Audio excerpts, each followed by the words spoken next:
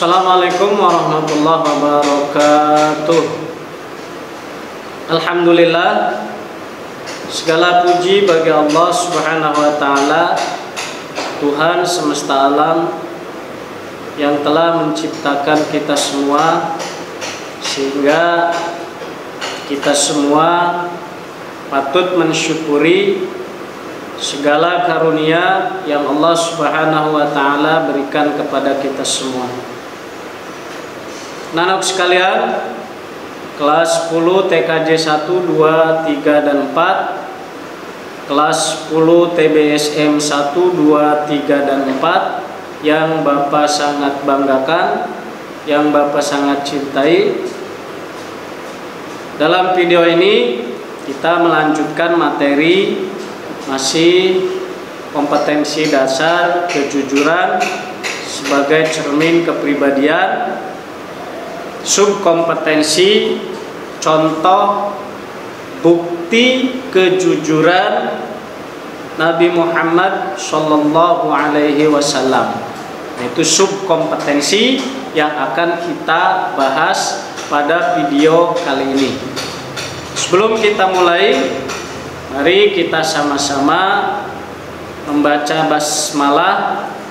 Bismillahirrahmanirrahim, agar apa yang Bapak sampaikan, yang kalian simak menjadi sebuah ilmu dan bermanfaat untuk kita semua. Kemudian seperti biasa, Bapak tidak akan bosan untuk selalu memberikan motivasi belajar pada kalian semua. Jadi kalian harus tetap semangat belajar, walaupun belajarnya dari rumah dengan menggunakan HP atau laptop.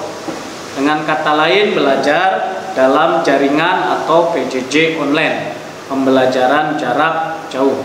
Anak sekalian, kelas 10 TKJ 1, 2, 3 dan 4, kelas 10 TBSM 1, 2, 3 dan 4 yang Bapak sangat banggakan, yang Bapak sangat cintai. Baik, kita mulai materi subkompetensi contoh bukti kejujuran Nabi Muhammad Sallallahu Alaihi Wasallam. Seperti yang Bapak sampaikan pada video sebelumnya, bahwa kepada siapa sih kita mencontoh kejujuran? Tidak ada lain, tidak ada bukan. Kita mencontoh kejujuran itu dari Kanjeng Nabi Muhammad Sallallahu Alaihi Wasallam. Karena Kanjeng Nabi Muhammad Sallallahu Alaihi Wasallam ini memiliki sifat siddiq, yakni benar atau jujur. Nah, oleh karena itu, maka dalam mencontoh kejujuran itu kita harus mencontohnya kepada Kanjeng Nabi Muhammad Sallallahu Alaihi Wasallam. Nah, ini terbukti di dalam sejarah, di dalam sirah nabawiyah, bahwa Kanjeng Nabi Muhammad Sallallahu Alaihi Wasallam menjadi sebuah rujukan, menjadi sentral figur dalam hal kejujuran. Ini beliau buktikan tatkala Kanjeng Nabi Muhammad Sallallahu Alaihi Wasallam menyampaikan dakwahnya, dan merupakan sebuah faktor kejujuran, faktor yang menyebabkan berhasilnya dakwah Kanjeng Nabi Muhammad Sallallahu Alaihi Wasallam itu karena beliau memiliki sifat siddiq atau jujur. Karena kejujuran beliaulah ini menjadi faktor keberhasilan dakwah Kanjeng Nabi Muhammad Sallallahu Alaihi Wasallam. Selanjutnya, bukti kejujuran Nabi Muhammad sallallahu alaihi wasallam ini dibuktikan ketika beliau masih kecil. Dari beliau kecil, dari beliau usia anak-anak sampai akhir hayatnya, beliau tetap konsisten dengan kejujurannya. Karena beliau, Kanjeng Nabi Muhammad SAW ini memiliki sifat siddiq atau jujur, sehingga beliau, Kanjeng Nabi Muhammad SAW ini mendapat gelar Al-Amin, yang artinya orang yang dapat dipercaya atau orang yang jujur. Nah, anak-anak sekalian,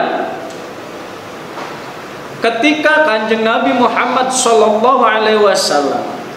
menerima wahyu, kemudian untuk menyampaikan kepada umatnya, awalnya secara sembunyi-sembunyi, kemudian strategi sembunyi-sembunyi awalnya, kemudian Allah memerintahkan agar terang-terangan atau terbuka berdakwahnya.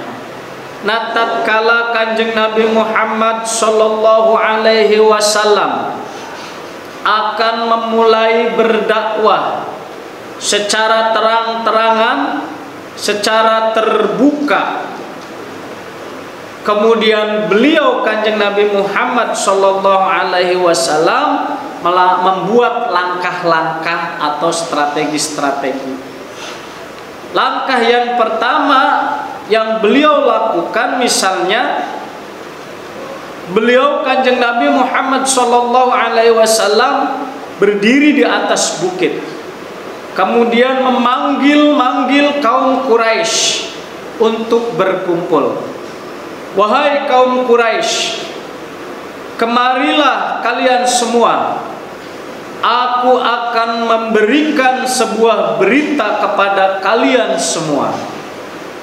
Nah, mendengar panggilan lantang dari Kanjeng Nabi Muhammad sallallahu alaihi wasallam, maka berduyun-duyunlah kaum Quraisy berdatangan, berkumpul untuk mendengarkan berita dari manusia jujur penuh pujian.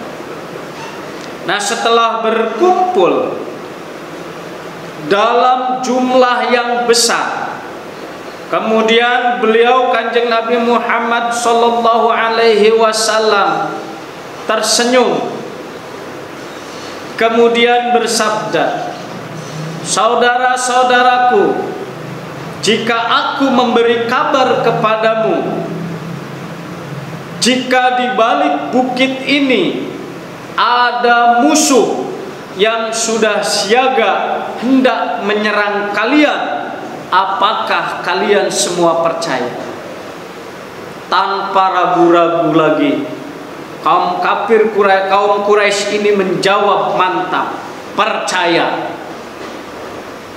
Kemudian Kanjeng Nabi Muhammad sallallahu alaihi wasallam kembali bertanya, "Mengapa kalian langsung percaya tanpa membuktikannya terlebih dahulu?" Tanpa ragu-ragu, orang-orang yang hadir kaum Quraisy tadi menjawab mantap, Engkau sekalipun tidak pernah berbohong. Wahai Al-Amin, engkau adalah manusia yang paling jujur yang kami kenal. Nah, itu bukti kejujuran Nabi Muhammad sallallahu alaihi wasallam, dibuktikan tatkala beliau remaja. Beliau mendapat gelar Al-Amin, orang yang dapat dipercaya atau jujur. Tatkala beliau akan memulai dakwah secara terang-terangan, secara terbuka, beliau mengumpulkan kaum Quraisy di atas bukit. Kaum Quraisy kemudian berduyun-duyun berkumpul. Kemudian beliau menyampaikan sesuatu dan pada saat itu langsung percaya. Nah, untuk selanjutnya kemudian beliau Kanjeng Nabi Muhammad menyampaikan tentang tauhid, kemudian ada tantangan dan hambatan, itu karena faktor dan hal lain.